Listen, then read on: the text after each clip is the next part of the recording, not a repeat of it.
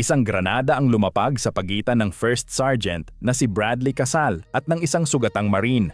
May 2 segundo upang magpasya kung sino ang sasalo sa pagsabog. Ganito hinarap ng 40 Marine ang 2,000 rebelde sa pinakamadugong labanan sa lungsod simula noong Vietnam, isang bakbakan na nagsimula ng 4 na Amerikano ang ibinitin sa isang tulay sa Fallujah. Ika-31 ng Marso, 2004. 4 na Amerikanong kontraktor mula sa Blackwater, USA ang nagmamaneho sa mga industrial na labas ng Fallujah, Iraq. Nag-i-escort sila ng isang convoy ng supply sa kusina gamit ang 2 SUV na walang baluti. Sina Scott Helvenston, Jerko Zovko, Wesley Batalona at Michael Teague ay mapagmatyag na tumitingin sa mga bubungan. Ang hangin ay amoy usok ng diesel at nasusunog na basura. Ang mga kalye ay masyadong tahimik, walang trapiko, walang mga sibilyan.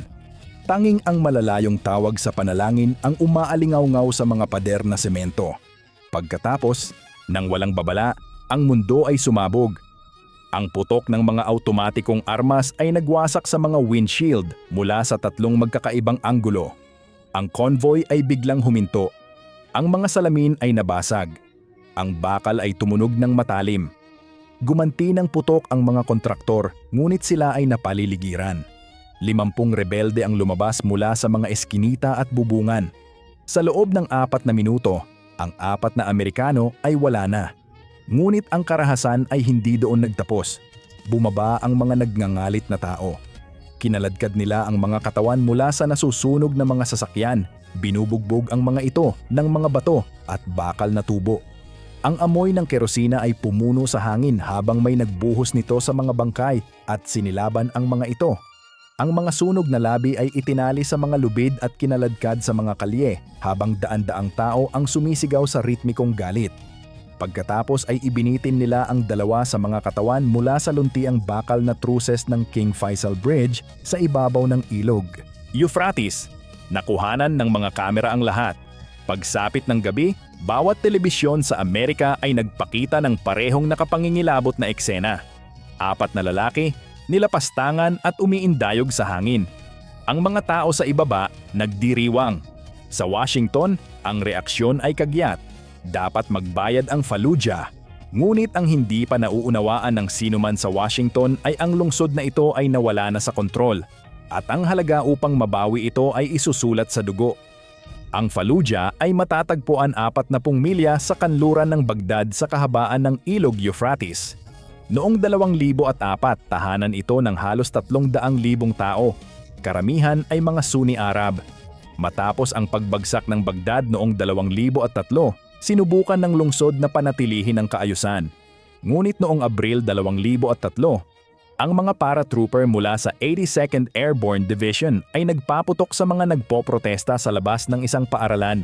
17 sibilyan ang bumagsak sa kalye. Ang lungsod ay biglang nag-alab. Sa unang bahagi ng 2004, ang Fallujah ay naging santuwaryo para sa mga pinakamasamang tao sa Iraq. Ang pinakamapanganib ay si Abu Musab al-Zarqawi, isang Jordanian na jihadist na ginamit ang Fallujah bilang kanyang himpilan. Nagpaplano ng mga pambobomba at pagpugot ng ulo mula sa mga safe house na nakatago sa labirinto ng mga sementadong kalye. Si Scott Helvenston ay isang dating Navy SEAL. Si Jerko Zovko ay nagsilbi sa elite na 75th Ranger Regiment ng Army. Sina Wesley Batalona at Michael Teague ay kapwa mga dating Army Rangers. Alam nilang mapanganib ang Fallujah, ngunit may trabaho silang dapat gawin. Habang binabagtas nila ang Route 10, ang mga kalye ay kumikipot. Ang trapiko ay bumagal hanggang sa huminto. Ang mga kontraktor ay naging alerto. Inabot ni Helvenston ang kanyang radyo nang ang unang bugso ng putok mula sa AK-47 ay tumagos sa kanyang pinto. Ang pananambang ay perpekto. Nagpaputok ang mga rebelde mula sa 3 direksyon gamit ang mga bubungan at mga bintana sa ikalawang palapag. Ang mga SUV ay tadtad ng bala sa loob ng ilang segundo. Isa-isa silang bumagsak. Ang buong pananambang ay tumagal ng hindi hihigit sa 5 minuto. Ngunit ang susunod na nangyari ang nagpabago sa lahat. Isang pangkat ng daan-daang tao ang lumabas mula sa mga gilid ng kalye. Kinaladkad ang mga katawan mula sa mga sasakyan. May naglabas ng mga lata ng kerosina. Ang mga katawan ay binuhusan at sinilaban. Ang apoy ay nagngangalit, ang itim na usok ay pumapaikot sa langit. Nagtali sila ng mga lubid sa mga sunog na labi at kinaladkad ang mga ito sa mga kalye. Ang prosesyon ay nagtapos sa King Faisal Bridge kung saan ang mga katawan ay ibinitin mula sa mga bakal na girder. Ibinroadcast ng Al Jazeera ang footage sa loob lamang ng ilang oras. Kinuha ito ng CNN. Sa mga sala sa buong Amerika, nanonood ang mga pamilya sa tulalang katahimikan. Ang pampulitikang pressure sa administrasyong Bush ay kagyat at mabigat. May dapat gawin. Sa loob ng punong tanggapan ng Marine Corps, ang mga general na sina James Mattis at Lieutenant General James Conway ay nangangatuwiran para sa tumpak na operasyon. Nais nila ang mga target na pagsalakay, hindi ang isang marahas na asalto na wawasak sa lungsod at magpapagalit sa bawat makakaligtas. Ngunit ang kanilang mga tinig ay nalunod ng pampulitikang puot. Ang White House ay nagnanais ng pagpapakita ng lakas. Noong ika-4 ng Abril, 2004, 4 na araw lamang matapos ang pananambang, inilunsad ang Operation Vigilant Resolve. 3 batalyon ng Marine ang pumalibot sa lungsod. Ang mga sniper ay pumwesto. Ang mga baterya ng artilerya ay humanda. Ang mensahe ay malinaw. Ang lungsod ay kukunin, bawat kanto at bawat bahay. Ngunit ang hindi pa alam ng mga nagpaplano ay ang unang asaltong ito ay hindi ang mapagpasyang labanan. Ito ay magiging pasimula lamang sa isang bagay na mas malala pa. Sa loob ng 3 brutal na linggo, ang mga Marine ay pumasok sa lungsod. Lumaban sila sa bawat kalye, tinatamaan ng sniper mula sa mga minaret at bubungan. Bawat kanto ay isang potensyal na pananambang. Bawat pinto ay maaaring may nakatagong improvised explosive device. Ang mga mandirigma ay hindi lamang nagtatanggol ng teritoryo. Ipinagtatanggol nila ang isang ideolohiya at handa silang pumanaw para dito. Sa unang araw, 5 Marine ang nawala. Sa pagtatapos ng unang linggo, 39 na Amerikano ang bumagsak at 75 ang sugatan. Ang mga Marine ay mabagal at metodikal na sumusulong. Nililinis ang mga kapitbahayan ng may disiplina. Gumamit sila ng mga tangke upang gibain ang mga pader, mga Bradley upang magbigay ng takip na putok, at impanterya upang linisin ang mga gusali sa bawat silid. Ang mga rebelde ay lumaban gamit ang mga AK-47, rocket-propelled grenades, at improvised explosive devices. Ginamit nila ang mga moske bilang mga posisyon sa pagpapaputok at mga ospital bilang mga command post. Ang labanan ay malapitan, personal at nakapapagod. Ngunit habang nakalalamang na ang mga Marine, isang hindi inaasahang bagay ang nangyari. Ang Iraqi Governing Council, sa ilalim ng matinding pressure mula sa mga Sunni na politiko, ay humiling na itigil agad ng mga Amerikano ang asalto. Ang mga politiko sa Washington na nag-aalala tungkol sa darating na paglilipat ng soberanya ay sumuko. Noong ika-30 ng Abril, habang handa na ang mga Marine na tapusin ang trabaho, bumaba ang utos. Itigil ang lahat ng opensibong operasyon, umatras. Hayaan ang mga Iraqi na humawak ng seguridad. Ang mga Marine ay nagulat. 39 sa kanilang mga kapatid ang bumagsak. 75 ang sugatan. At ngayon ay inuutusan silang ibigay ang lungsod sa isang puwersang puro Iraqi na tinatawag na Fallujah Brigade na pinamumunuan ng mga dating Ba'athist na opisyal. Ang desisyon ay isang pampulitikang kompromiso, ngunit sa aspetong taktikal, ito ay isang sakuna. Sa loob ng 2 linggo, ang Fallujah Brigade ay kumampi sa insurhensya. Ibinigay ng mga opisyal ang mga armas, sasakyan, at bala na ibinigay ng Amerika sa mismong mga tao na dapat sana nilang kalabanin. Ang lungsod ay naging isang bawal na lugar. Si Zarqawi at ang kanyang mga mandirigma ay nagdiwang ng kanilang tagumpay. Hinarap nila ang pinakamakapangyarihang militar sa mundo at napilitan itong umatras. Sa susunod na 6 na buwan, ang lungsod ay naging isang muog ng mga rebelde. Ang mga mandirigma ay humukay ng mga tunel sa ilalim ng mga kalye, nagdurugtong sa mga bahay. Nagtanim sila ng mga improvised explosive device sa mga tahanan. Kinakabitan ang mga tangke ng propane at mga bala ng artilerya sa mga remote detonator. Ang mga buong block ay nilagyan ng pampasabog. Ang mga sniper ay naglagay ng mga posisyon sa mga minaret. Ang mga mortar team ay nagsanay sa pagpapaputok sa mga base ng koalisyon. Ang 50,000 gusali ng lungsod ay naging isang labirinto ng mga patibong. Pagdating ng tag-init, tinataya ng intel na ang bilang ng mga rebelde ay nasa pagitan ng 2,000 hanggang 4,000 lalaki. Lahat ay armado ng husto at handang mamatay. Ngunit ang hindi alam ng mga rebelde ay naghahanda na rin ang koalisyon. At sa pagkakataong ito, wala ng ceasefire. Sa buong tag-init at taglagas ng 2004, ang 1st Marine Division at ang Army 2nd Brigade, 2nd Infantry Division ay naghanda ng mga kagamitan at supply para sa ikalawang asalto. Tinawag nila itong Operation Phantom Fury.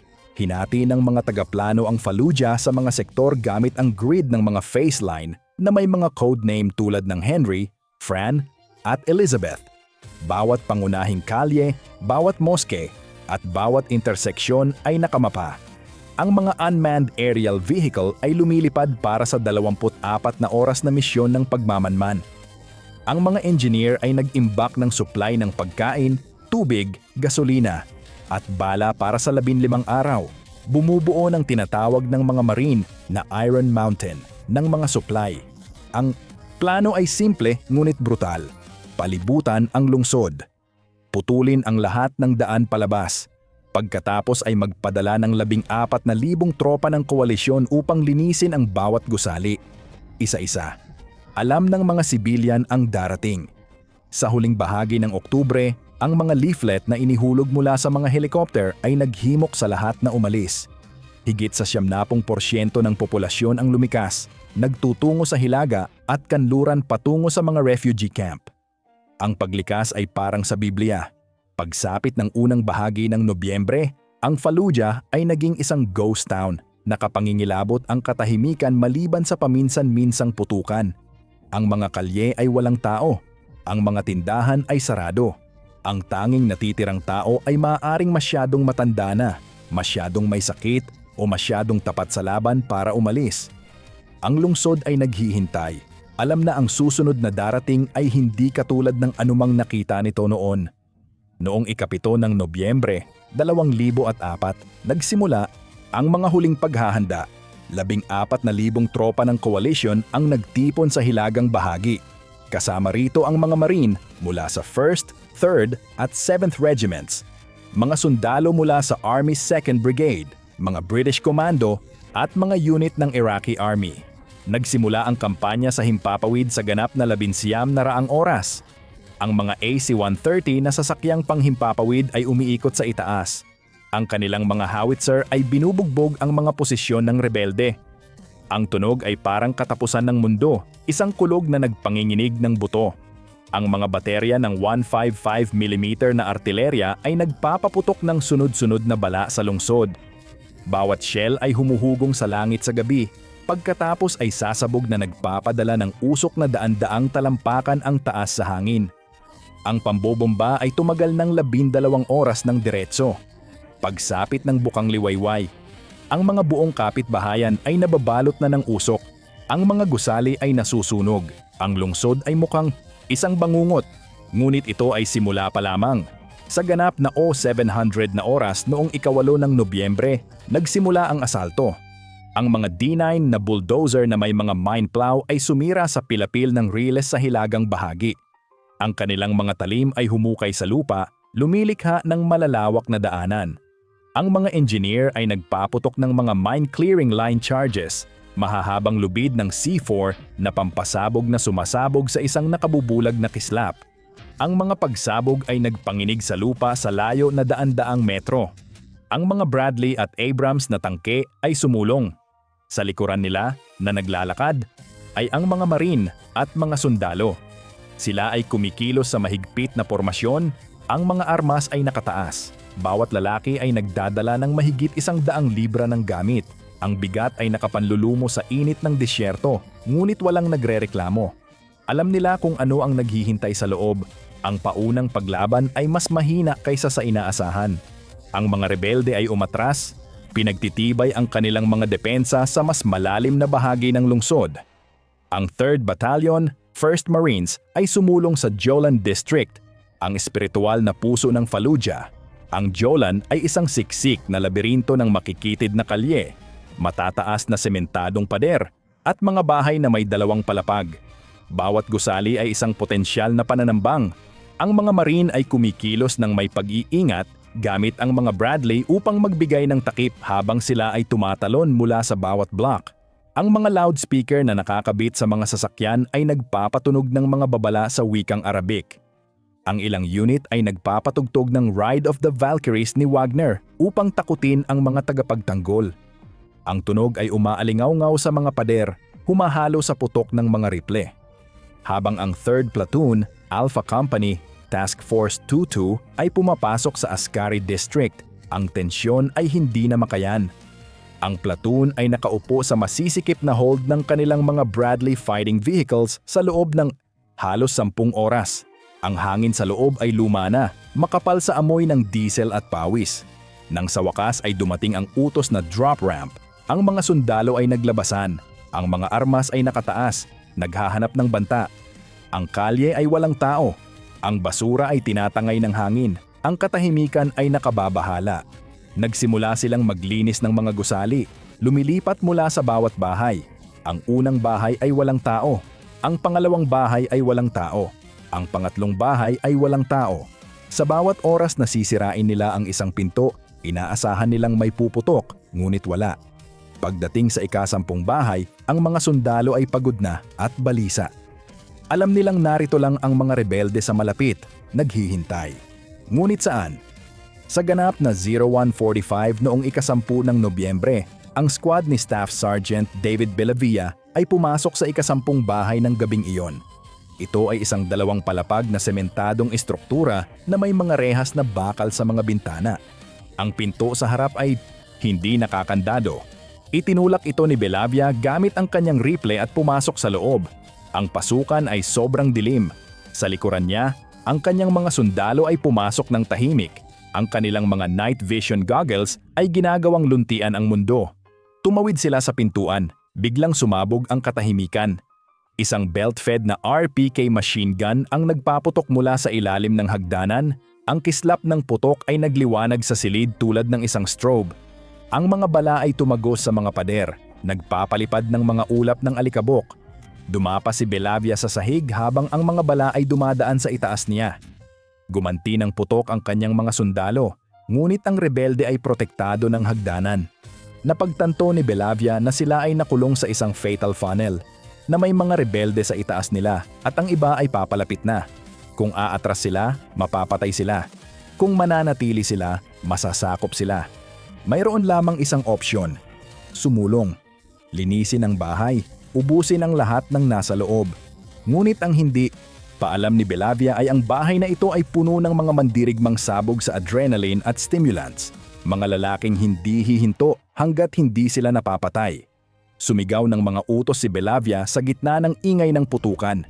Nagpakawala siya ng isang bugso, pagkatapos ay tumakbo patungo sa hagdanan. Iniba ng rebelde ang kanyang puntirya, ngunit masyadong mabilis si Bellavia. Narating niya ang paanan ng hagdan at nagpaputok ng diretso sa ibaba. Inuubos ang kanyang magazine sa mandirigma. Tumahimik ang RPK. Ang dugo ay namuo sa sahig. Nag-reload si Bellavia at nagsimulang umakyat sa hagdan. Sumunod ang kanyang mga sundalo. Nililinis ang mga silid sa unang palapag. Sa itaas, nakarinig siya ng mga yabag. May tumatakbo. Narating niya ang ikalawang palapag at nakakita ng pinto sa dulo ng pasilyo. Sinipa niya ito at nakakita ng isang rebeldeng nakayukod sa likod ng kama. Nagre-reload ng isang AK-47. Naunang nagpaputok si Bellavia, bumagsak ang lalaki. Ngunit pagkatapos ay isa pang rebelde ang tumalon mula sa isang aparador, iwinawasiwas ang isang itak sa kanyang ulo. Umiwas si Bellavia. Hinarang ang talim gamit ang kanyang rifle. Nagbuno ang 2 lalaki, bumabangga sa pader. Malakas ang rebelde, nanlilisik ang kanyang mga mata. Sinundot ni Bellavia ang kanyang ulo sa mukha nito. Binalian ito ng ilong. Pagkatapos ay itinulak siya paatras. Nadapa ang lalaki at nagpaputok si Bellavia ng 3 bala sa kanyang dibdib. Bumagsak siya. Ngunit hindi pa malinis ang bahay. Mula sa bubong, nakarinig si Bellavia ng mga yabag. Umakyat siya sa isang hagdan patungo sa hatch sa bubong. Isang granada ang gumulong pababa, tumutunog sa sahig. Tumalon si Bellavia sa likod ng pader nang sumabog ang granada. Ang pagsabog ay pumuno sa pasilyo ng usok at shrapnel. Ang kanyang mga tainga ay umalingaw-ngaw. Ang kanyang mukha ay nagdugo. Ngunit siya ay buhay. Kumuha siya ng isang granada, tinanggal ang pin at inihagis ito sa hatch. Ang pagsabog sa bubong ay nakabibingi. Umakyat siya sa hagdan at nakita ang dalawang rebelde na wala ng buhay. Tumayo siya sa bubong. Humihingal ng malalim at tumingin sa buong lungsod. May mga apoy na nasusunog sa malayo. Ang mga tracer round ay gumuguhit sa kadiliman. Ang labanan ay nagsisimula pa lamang. Ilang block ang layo, isa pang labanan ang nagaganap na magiging alamat. Noong ika-13 ng Nobyembre, 2004, isang squad mula sa Kilo Company, 3rd Battalion, 1st Marines ang naglilinis ng isang sementadong bahay sa Jolan District nang magkaroon ng malaking sakuna. Habang sinisira nila ang pinto sa harap, ang mga rebelde sa ikalawang palapag ay nagpaputok. Ang tunog ay nakabibingi, isang pader ng mga bala. 2 Marine ang agad na tinamaan, bumagsak sa may pintuan. Sinubukan ng squad na hilahin sila palabas, ngunit masyadong matindi ang putukan. Sila ay naipit, nakulong. Mula sa isang kalapit na gusali, narinig ni First Sergeant Bradley Casal ang putukan at ang desperadong tawag sa radyo. Nang walang pag-aalinlangan, tumakbo siya patungo sa bahay. Kasunod si Corporal Robert Mitchell. Pumasok sila sa pinto, nagpapaputok habang gumagalaw. Narating ni Casal ang mga sugatang Marine at sinimulan silang hilahin patungo sa proteksyon. Habang ginagawa niya ito, ang mga rebelde sa bubong ay naghulog ng mga granada sa isang skylight. Ang unang granada ay sumabog malapit sa mga binti ni Casal. Tinamaan siya ng 7.62mm na bala at mahigit 40 piraso ng shrapnel. Ang kanyang mga binti ay nagkadurog-durog. Ang dugo ay namuo sa paligid niya. Ngunit hindi niya binitawan ang sugatang Marine. Hindi siya bibitiw. Tinamaan din si Mitchell. Tinamaan sa braso at dibdib. Nanatili siyang nakatayo, gumaganti ng putok. Isa pang granada ang nahulog sa skylight, lumapag sa tabi ni Casal at ng sugatang Marine. Nakita ito ni Casal. Mayroon siyang 2 segundo. Nang hindi nag-iisip, gumulong siya sa ibabaw ng mas batang Marine, ginagamit ang kanyang sariling katawan bilang kalasag. Sumabog ang granada. Ang lakas ng pagsabog ay nag-angat kay Casal mula sa sahig at nagpabagsak sa kanya muli. Ang kanyang katawan ay tadtad ng mas marami pang shrapnel. Ang kanyang uniforme ay basang-basa sa dugo. Ngunit ang Marine sa ilalim niya ay buhay, protektado, ligtas. Sa labas, isang Bradley fighting vehicle ang pumuwesto sa tabi ng gusali. Ang operator ay nagpaputok ng 25mm na kanyon sa pader. Ang pader ay nadurog, lumilikha ng isang bagong labasan. Ang mga Marine ay sumugod sa loob, kinaladkad sina Casal, Mitchell, at ang mga sugatan palabas sa kalye. Habang sila ay umaatras, isang satchel charge ang inihagis sa loob ng gusali. Ang pagsabog ay nagpabagsak sa buong istruktura, inililibing ang mga natitirang rebelde. Ngunit kahit habang humuhupa ang alikabok, isang kamay ng rebelde ang lumitaw mula sa mga labi at naghagis ng isang huling granada sa mga Marine. Sumabog ito ng walang pinsala, ngunit ang imaheng iyon ay tumatak sa isipan ng lahat. Ang mga lalaking ito ay hindi sumusuko. Lalaban sila hanggang sa dulo. Sa susunod na 3 linggo, nagpatuloy ang labanan. Bawat block, bawat bahay, bawat silid, ang mga puwersa ng koalisyon ay nilinis ang lungsod ng may matinding karahasan. Ang mga rebelde ay lumaban mula sa bawat gusali, gumagamit ng mga spider hole upang biglang lumitaw sa likuran ng mga sumusulong na tropa at nagpapaputok ng 50 caliber machine guns sa malapitang distansya. Pinuno nila ang mga tahanan ng mga daisy-chained na IIED. Kinakabitan ang mga tangke ng propane at mga bala ng artilerya sa mga remote trigger. Ginamit nila ang mga moske bilang mga command post, pinipilit ang mga Marine na salakayin ang mga sagradong gusali. Ang labanan ay brutal, malapitan at nakapapagod. Ang mga sundalo at Marine ay tumatagal ng ilang araw na walang tulog, nabubuhay sa adrenaline at sa kaalamang umaasa sa kanila ang kanilang mga kasamahan. Dinadala nila ang mga sugatang kasama sa mga kalyang puno ng mga labi at katawan. Pinapanood nila ang pagbagsak ng mga kaibigan at patuloy silang lumalaban. Sa huling bahagi ng Nobyembre, ang lungsod ay halos ligtas na. Ang mga rebelding nakaligtas ay tumakas sa disyerto o humalo sa mga sibilyan. Ang koalisyon ay nawalan ng 75 lalaki at may 560 sugatan. Ang kaswalidad ng mga rebelde ay tinatayang nasa 1,200 hanggang 2,000 na patay at 1,500 na dakip. Ngunit ang halaga sa mismong Fallujah ay nakapanghihina. 60% ng mga gusali ay sira o wasak. Ang mga buong kapitbahayan ay naging mga labi na lamang. Ang mga kalye ay puno ng mga hindi sumabog na bala at mga bangkay. Ang amoy ay hindi masikmura, isang halo ng pagkawasak, dumi at usok. Ang lungsod na dati ay tahanan ng 300,000 tao ay isa na ngayong masukal na lugar. Sa kalagitnaan ng Disyembre, pinayagang bumalik ang mga residente sa ilalim ng mahigpit na kondisyon.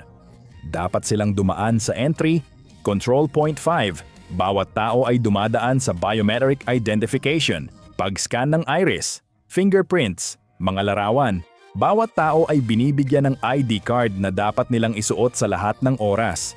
Ito ay isang nakahihiyang proseso, ngunit ito lamang ang tanging paraan upang matiyak na ang mga rebelde ay hindi muling makakapasok. Mabagal at masakit na nagsimulang muling bumangon ang Fallujah. Muling nagbukas ang mga palengke. Naibalik ang kuryente sa ilang kapitbahayan. Ang mga dating rebelde na nadakip sa labanan ay kinuha upang maglinis ng mga labi sa ilalim ng superbisyon ng Marine. Ang lungsod na dati ay simbolo ng paglaban ay naging simbolo ng ibang bagay. Isang larangan ng digmaan kung saan napatunayan ng militar ng Estados Unidos na kaya nilang lumaban at manalo sa pinakamahirap na kapaligiran sa lungsod na maiisip. Ngunit sa halagang magmumulto sa lahat ng sangkot habang buhay. Para sa mga veteranong lumaban doon, ang Fallujah ay higit pa sa isang lugar sa mapa. Ito ay isang pagsubok na humubog sa kanilang mga buhay. Ang veteranong Marine na si Alex Nicol na nawalan ng binti sa House of Hell ay nagmuni-muni kalaunan na ang samahang nabuo sa mga makikitid na kalyeng iyon ay hindi mapapalitan. Maaaring naging mas masama ang mundo dahil sa karahasan, aniya. Ngunit ang mga lalaking lumaban sa tabi niya ay ang pinakamahusay na nakilala niya. Noong 2023, inilatag ng United States Navy ang keel para sa USS Fallujah, isang amphibious assault ship na ipinangalan upang parangalan ang mga Marine na lumaban doon. Dadalhin ng barko ang pangalan ng isang lungsod na karamihan sa mga Amerikano ay hindi mahahanap sa mapa bago ang 2004. Isang lungsod na naging kasing kahulugan ng sakripisyo, katapangan, at ang brutal na katotohanan ng modernong labanan sa lungsod. Ang labanan sa Fallujah ay naging pamantayan sa lungsod para sa Marine Corps, isang basehan kung saan sinusukat ang lahat ng iba pang labanan. Ito ay isang paalala na sa ika-21 siglo, ang teknolohiya at baluti ay maaaring humubog sa larangan ng digmaan. Ngunit ang huling resulta ay pinagpapasyahan ng isang maliit na unit ng 40 mandirigma na naglilinis ng isang madilim na silid sa ganap na 2:00 ng madaling araw. Ang mga aral na natutuhan sa Fallujah ay itinuturo sa mga training center ng Marine Corps at mga infantry school ng Army sa buong mundo. Ang labanan ay pinag-aaralan ng mga militar sa buong mundo bilang isang halimbawa kung paano lumaban sa mga lungsod at kung ano ang halaga nito. Ngunit ang kwento ng Fallujah ay hindi natapos noong 2004. Noong 2014, sinakop muli ng Islamic State ang lungsod na nangailangan ng isa pang brutal na kampanya noong 2016 upang mapalaya ito. Ang House of Hell, ang kalye kung saan lumaban sina Casal at Bellavia, ay nananatiling isang maalamat na patotoo sa isang modernong katotohanan. Ang harapan ng labanan sa hinaharap ay hindi na isang kanal o isang taluktok ng bundok. Ito ay isang pintuan ng tirahan, isang sementadong hagdanan, isang madilim na silid kung saan ang mga lalaki ay nagbubuno ng mano-mano para mabuhay. At sa laban na iyon, ang pagkakaiba sa pagitan ng tagumpay at pagkatalo ay madalas na nakasalalay sa katapangan ng iilang individual na tumatangging sumuko, anuman ang tsansa. Ang 40 Marine na humaharap sa 2,000 rebelde ay hindi lamang isang kwento. Ito ay isang patotoo sa kung ano ang kayang gawin ng mga tao kapag ang lahat ay nakataya. Kung nais mong makakita ng higit pang mga kwento ng mga maalamat na labanan at ang mga mandirigmang lumaban sa mga ito, tiyaking ibahagi at pindutin ang notification bell upang hindi mo mapalampas ang bagong video. Ngayon, nais naming makarinig mula sa iyo. Anong iba pang modernong labanan ang sa tingin mo ay nararapat na ikwento ng may parehong antas ng detalye at respeto? Iwanan ang iyong sagot sa mga komento sa ibaba. Salamat sa panonood at tandaan, ang pamana ng Fallujah ay hindi lamang kwento ng pagkawasak. Ito ay kwento ng mga lalaking nanindigan ng ito ay pinakamahalaga, na humarap sa mga imposibleng tsansa at tumangging umatras.